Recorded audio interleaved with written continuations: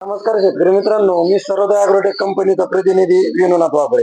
आज आपण प्रगतशील शेतकरी आपले तर त्यांचं थोडं मनोगत घेऊ. कंटिन्यू कांदा राहतो त्यांच्या आणि यावेळेस त्यांनी काय नवीन प्रयोग केलेला आहे हे त्यांचं थोडं मनोगत घेऊ.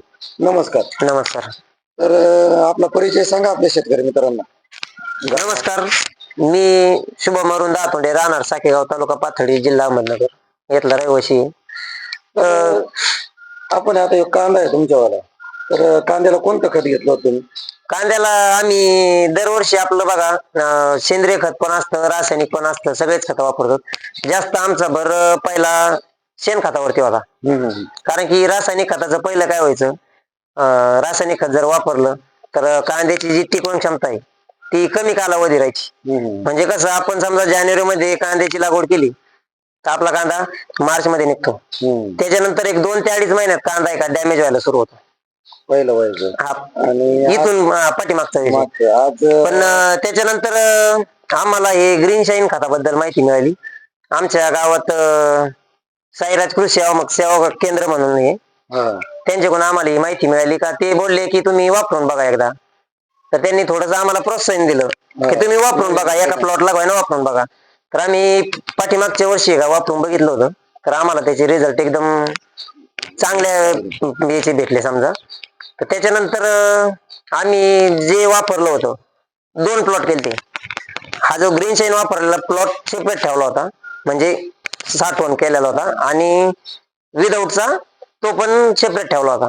तर आम्हाला याच्यामध्ये का साठवणची जी दिवसाची क्षमता आहे, कॅपॅसिटी, तर ती आम्हाला म्हणजे जवळजवळ आहे का नोव्हेंबर पर्यंत आम्ही कांदा ठेवला होता. तर पाठीमागच्या वर्षीचा त्याच्यामध्ये आम्हाला म्हणजे असं वाटलं की ग्रीन शाईन म्हणजे खरंच काहीतरी आहे, त्याच्यामध्ये काहीतरी आहेच. म्हणजे टिकन क्षमतेला एकदम व्यवस्थित खते ते. आज शेतकरी मित्रांनो 25/8/2025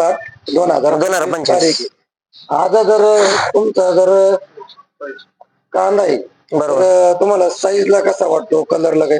मी काय सांगितलं, साईज मध्ये पण बदल झाला, टिकवण क्षमतेत पण बदल झाला, आणि सगळंच म्हणजे जवळजवळ आम्ही इथून पाठीमागे जो कांदा करतो त्याच्यामध्ये आणि याच्यामध्ये का माझ्या हिशोबाप्रमाणे 40 ते 45% बदल झालाय एकदम. आणि आतापर्यंत आमचे कांदे म्हणजे बघा, कांदे आपले म्हणजे पाठीमागच येतं, इतके फ्रेश कांदे आतापर्यंत राहत नव्हते कधी.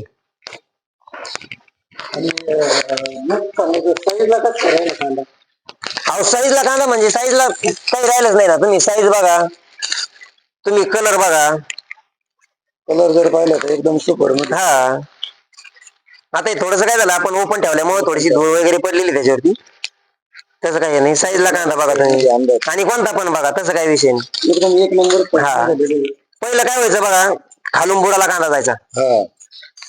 आता हे खत आम्ही याचा म्हणजे तो पण अभ्यास केला.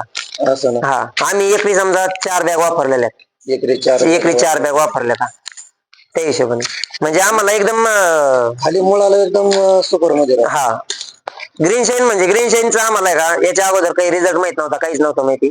फक्त ते शिंदे साहेबांनी आम्हाला सांगितलं, त्यांनी मार्ग दाखवला, आम्ही त्यांचे पण आभारी येतो. त्यांच्या याला एकदम समाधानी येतो.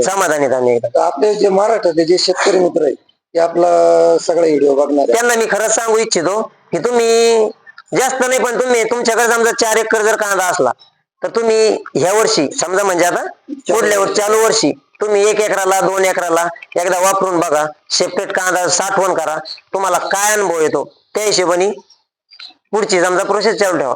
पण मी सांगू इच्छितो की तुम्ही ह्या वर्षी जर 1 एकराला जर ग्रीन शाईन वापरलं तर पुढल्या वर्षी तुम्ही जेवढा कांदा करताय सगळ्या कांद्याला तुम्ही 100% ग्रीन शाईन वापरणार, एवढी मी हमी घेतो. तर आपला मोबाईल नंबर सांगा आपल्या शेतकरी मित्रांना. मोबाईल नंबर माझा 9730 80 98 42. धन्यवाद. तुम्ही काही अडचण आली तर मला कॉल करा. माझा कॉल झाल्याच्या नंतर मी शिंदे साहेबांचा नंबर देईन, त्यांना पण कॉल करा, म्हणजे तसं काही हे नाही. तर आता आपलं अंदाजे किती टन कांदा असेल बरे सगळं? आता हे बघा 4 एकर लागवड होती आपली. 4 एकर. हा, किती कोण टाकले होते? म्हणजे जवळजवळ समजा 4 एकराला 24 का 24 अशा काहीतरी होत्या. त्याच्यामध्ये समजा आपण बाहेरूनच करतो सगळं.